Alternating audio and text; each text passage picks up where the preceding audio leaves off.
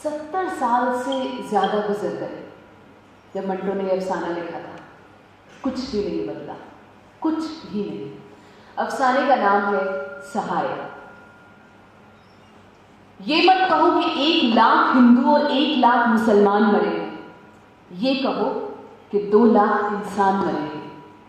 और ये इतनी बड़ी ट्रेजेडी नहीं कि 2 लाख इंसान मरे हैं। ट्रेजेडी असल में ये है कि मरने वाले किसी भी खाते में नहीं गए। 1 लाख हिंदू मारकर मुसलमानों ने यह समझा होगा कि हिंदू मजहब मर गया है, लेकिन वो जिंदा है और जिंदा रहेगा।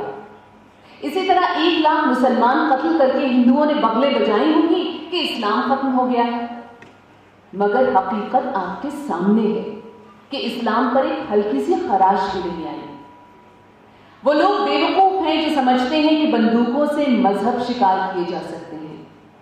मजहब, दीन, ईमान, धर्म, यकीन, अकीदत, ये सब जो कुछ भी है हमारे जिस्म में नहीं, रूह में होता है। छुरे, चाकू और गोली से ये सब कैसे बना हो सकता है? मुमताज उस रोज बहुत ही पुरजोश था। हम सिर्फ 3 थे जो उसे जहाज पर छोड़ने के लिए आए थे। वो एक गैर मुतय्यन अरसे के लिए हमसे जुदा होकर पाकिस्तान जा रहा था। पाकिस्तान जिसके वजूद के बारे में हम में से किसी को वहमो गुमान मिला था। हम तीनों हिंदू थे।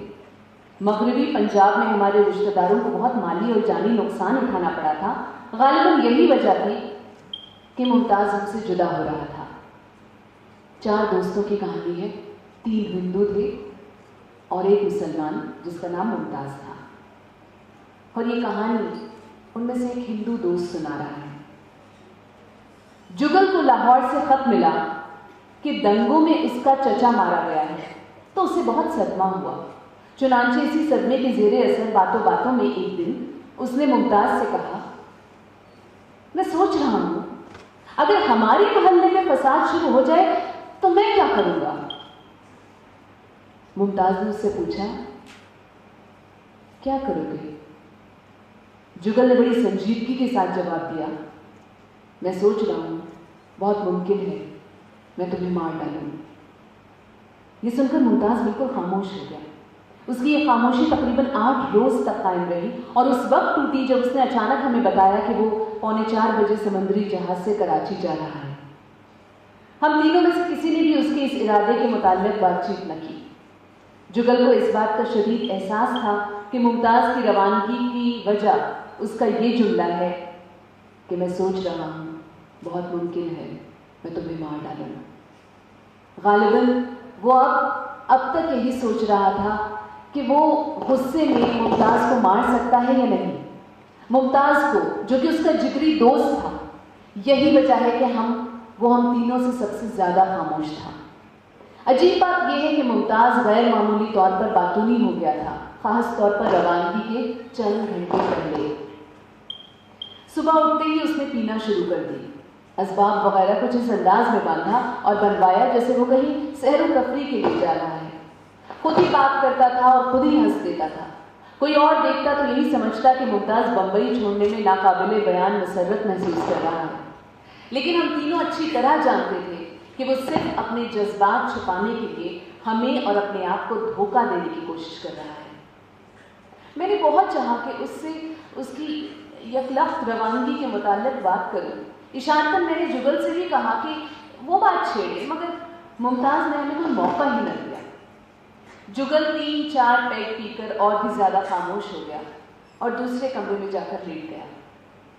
मैं और ब्रिजमोहन हम दोनों मुमताज के साथ रहे। उसे कई बिल अदा करने थे, डॉक्टरों की फीसें देनी थी, लॉन्ड्री से कपड़े लाने थे। ये सब काम उसने हंसते खेलते हुए किए, लेकिन जब उसके नाके के होटल के बाजू वाली दुकान से एक पान लिया तो उसकी आंखों में आंसू आ गए। ब्रिजमोहन के कांधे पर हाथ रखकर वहां से चलते हुए मुमताज ने हौले से कहा, याद है ब्रिज, आज से 10 बरस पहले जब हमारा हाल बहुत पतला था, गोविंद ने हमें 1 रुपया उधार दिया था। रास्ते में मुमताज खामोश रहा, मगर घर पहुंचते ही उसने फिर बातों का लामुतनाही सिलसिला शुरू कर दिया, ऐसी बातों का जिनका सर था न करे। लेकिन उसकी बातें कुछ ऐसी पुरखुलूस थी कि मैं और ब्रिजमोहन बराबर उनमें हिस्सा लेते रहे। जब रवानगी का वक्त करीब आया तो जुगल भी शामिल हो गया। टैक्सी बंदरगाह की तरफ चली तो सब खामोश हो गए।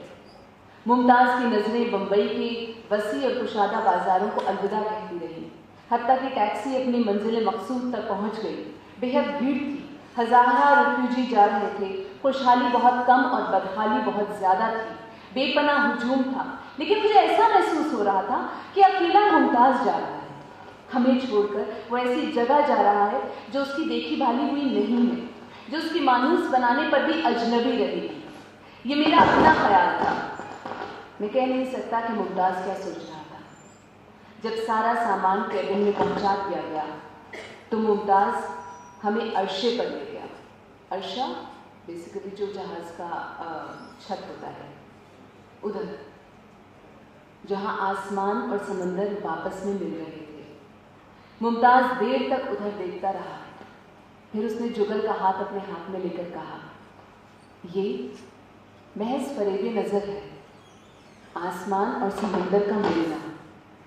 लेकिन ये फरेब नज़र किस कदर दिलकश है, ये मिलाप। जुगल खामोश रहा।